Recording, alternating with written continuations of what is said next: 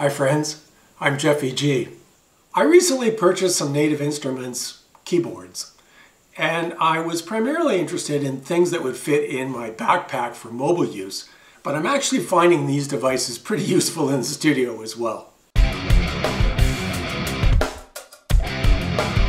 I have owned a lot of other mobile pad devices and small keyboards that I used with Logic, and I've used them with an iPad and various apps.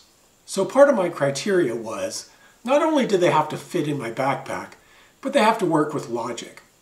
And I must confess, I'm kind of late to the game with Native Instruments. I've owned Komplete Kontrol for about 1.5 years, but I've never really gotten into the machine software and all the capabilities that are built into their devices. I bought both of these devices used at a fairly low price, so I was really happy about that. But one of the things I learned is that the integration between these types of controllers and the Native Instruments suite is pretty good, and it's something that I was after. With the other MIDI controllers that I owned, I didn't feel like I had full access to the expansions and all of the drum machines.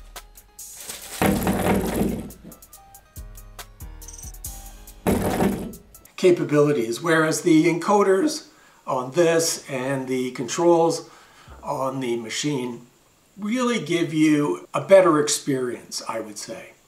Yeah, you can map another controller device to take advantage of all of the Native Instruments integration, but it certainly is easier out of the box. Something you should know is that these two devices are the lowest cost entry points.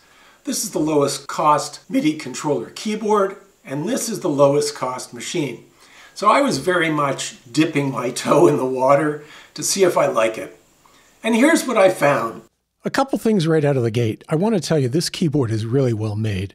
It seems like it's made of great quality, and the keys are quite good. I will tell you 32 keys is way better than 25 keys. Number two, the Logic integration with this, when it works, is excellent. I haven't found another small keyboard like this that's quite as well integrated. Number three, it does take some effort to configure this and get it working correctly with all of your software. It wasn't a slam dunk for me. I had some issues that had to be resolved. And once I got all those issues resolved, I was very happy. I don't want to make this a full tutorial about all the functionality of this keyboard. So I'm not going to go over everything. I'm just going to highlight some of the things that I think you need to know if you're considering going down the same road as me. So the first thing you can see is I have Logic open. And within Logic, it loads a configuration for the keyboard automatically. And you know it's loaded when this track button is illuminated. And when it's in track mode, you've got basically DAW control. So you can see the jog wheel moves the cursor around, you can play.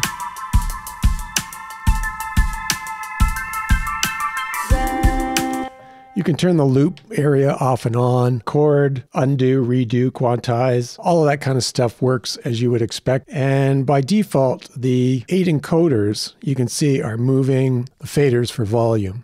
So that is the basic Logic integration, and it works well.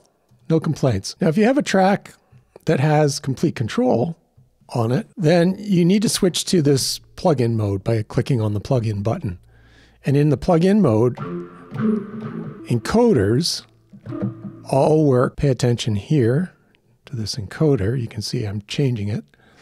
All the encoders work with the keyboard in Komplete Kontrol instead of in Logic. So if I was to close this, go back to Logic, these encoders don't do anything, and I have no DAW control unless I put it in track mode. Back in Komplete Kontrol, there's actually 2 buttons. One is for the plugin, which is going to control the parameters of the plugin, and you're going to use that to modify the sound. You can adjust things in the effects. Usually there's a sequencer, and of course you can assign those buttons to macros. But over to the left here, to navigate the library, you have to click on the browser button. And then you can see the jog wheel lets you pick and choose and load sounds. What you see in Komplete Kontrol is all the instruments that you've purchased or were included with your Komplete bundle, whether you have Komplete 13 or Komplete 14, and all of the instruments, of course, you can load them.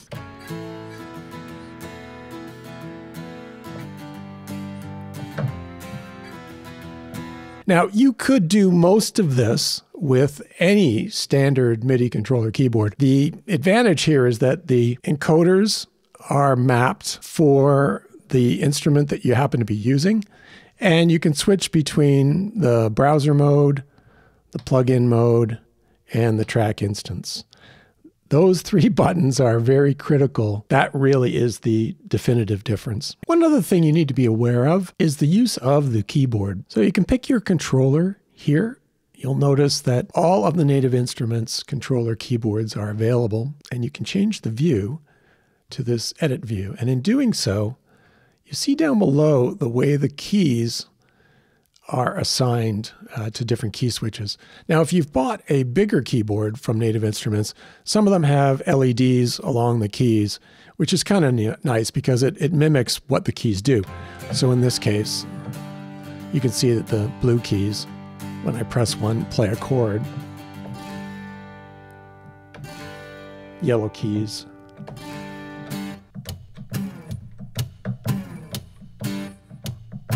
And you can see you can execute articulations that are typical acoustic guitar articulations, which is going to make your sound more realistic. Wow. Right? Yeah, great. Thanks. amazing. Let's get a shoe shine. Can you do that with any MIDI controller? Yeah, you can. But if you end up buying a Native Instruments control keyboard with, say, 49 keys and the LEDs, you're going to be able to see this keyboard assignment, key switches, more easily. I mentioned the transition from having a device with pads to no pads. I fired up Butch Vig drums, and one of the advantages of this is, well, on this keyboard, I have to change the octave so that, C1 is attached to those drums.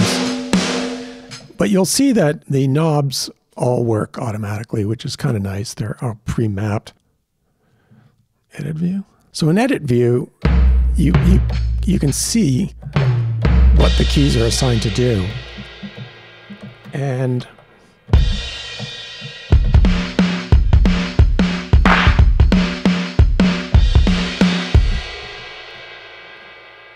the purple keys are assigned to patterns, which is kind of great. Whereas the lower notes here are assigned to individual drum sounds. Things like a roll. Do I miss the pads? Well, not really. I can play keys.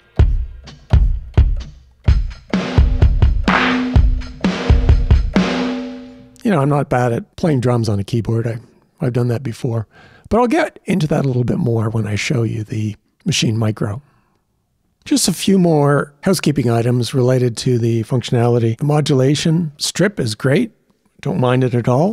Of course, physical wheels have more tactile response, but this one works really well. I'm pretty impressed. At the top, you've got a shift button because many of these buttons have multiple functions. And the quantize and scale and the arpeggiator kind of built in.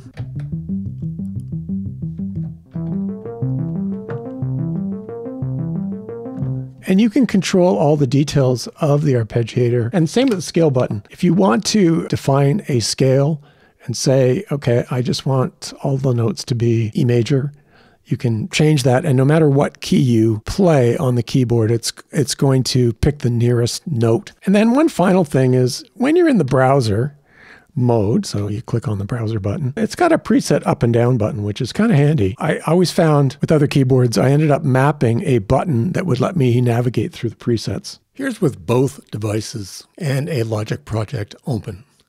So as you might expect, the M32 is in track mode.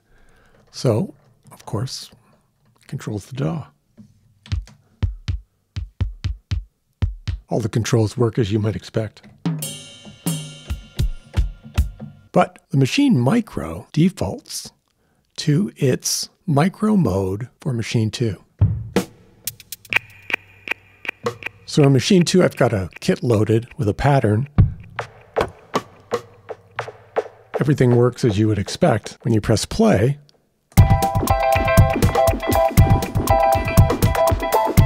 so this is the standard setup for using the Maschine Mikro with the Maschine software. You know, you've got patterns defined here. You've got different groups. You can add a group if you like, and you can select the group that you want to record to. You know, it's got all of the standard stuff. The mixer's there. Everything works as you would expect. What about controlling logic? You need to put the Maschine Mikro in Midi mode, which is Shift and the project button. LCD up there. First, it also has DAW control, just like the M32. They both work. Wow. And when you press play, it's playing the pattern in track 1. If I unmute track 2, it's going to play both.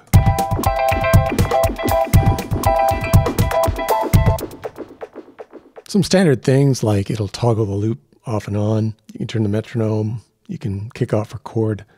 Some basic DAW functionality, not as much as the M32 can do, but some basic controls, which is great. So the other scenario is I've got a Drum Machine Designer. In Drum Machine Designer, I want to use the pads. And they work. And that's because it's in Midi mode. If I go out of Midi mode, pads do not work. They're expecting the Maschine software. There's a scenario for me where I might be using my M32 for most of the melodic recording, and I'm going to use the encoders, both in Native Instruments software and for mixer control in the DAW, but I want to use the pads and some of the other controls of the Mikro in Logic, and for that to work, this has to be in Midi mode. There are some capabilities to route the output of each drum pad to a separate track. And on the input, I can switch this to drum kit mode, which will send each drum to a different track within Logic. So that's my scenario for using them together. If the setup of the Mikro isn't what you want, there is a control editor, and it's pretty good. You can create multiple templates depending on what device you're using this for. I'm using it for Logic at the moment, but you could use it with your iPad or another DAW, and you can program any of the buttons on here. You can assign a pad to a note or a change control message, or any of these parameters. And one of the unique ones here is called an MCU button, where there are some predefined functions. So for example, the record button down here is assigned to an MCU button, number 95. And to learn what those MCU buttons do, a little bit complicated. If you click on this and scroll up and down, you'll see the names are changing. So it gives you an idea of what the capabilities are. You've got multiple pages for the pads. Page A is starting at C-1 and then increasing chromatically. B, C0, C, C1. Of course, there's some overlap here, right? The advantage of having multiple pages here is that you can just quickly switch from one group to the next if you don't have the range of pads that you need to operate the instrument. One other thing I don't want to forget to mention about using both devices. In the Maschine 2 software, if you go under View, Controllers, you'll see you can have both a Maschine device and a complete controlled keyboard. You can have two or more, I suppose, devices. You don't have to have a Maschine Mikro. You could just use the Control 32, and with the exception of not having pads and some of the other buttons, you can still get the job done. Unfortunately, that's not a reciprocal relationship with complete control.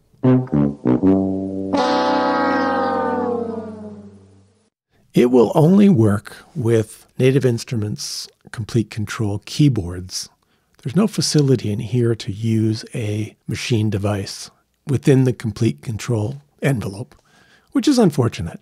Maybe they'll change that in the future. And that's why in a lot of demos you see online, the person doing the demo will use Machine 2 because you can have multiple controllers in that environment. For the most part, this is a non-issue in the sense that all of the content that's in your Komplete 13 or 14 bundle is also available within the machine software. So if I was to take a quick look through all the instruments that are in Komplete Control and then go over to the machine software, take a look there, I would find that all the same instruments are available.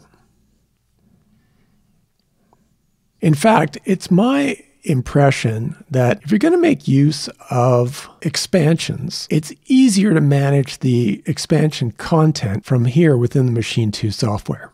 I think initially expansions were designed for the machine devices, and then Native Instruments, realizing that the content could be used in any DAW, included it in Komplete Control. The Machine 2 software is just a better way to browse and review what's in some of these expansions. You see, you can load patterns, turn patterns off and on, and when you do, it loads sounds and patterns. The sample projects that are available within that expansion are just a good way to get familiar with everything that that expansion has to offer. So it will typically include a project that has multiple scenes and multiple instruments. I'm not sponsored by Native Instruments or any other vendor. I bought these devices with my own money, and these opinions are just my opinions. If you find this video useful, click on the like button and consider subscribing to the channel. I promise you I'll always give you the straight goods on what works and what doesn't work. See you next time.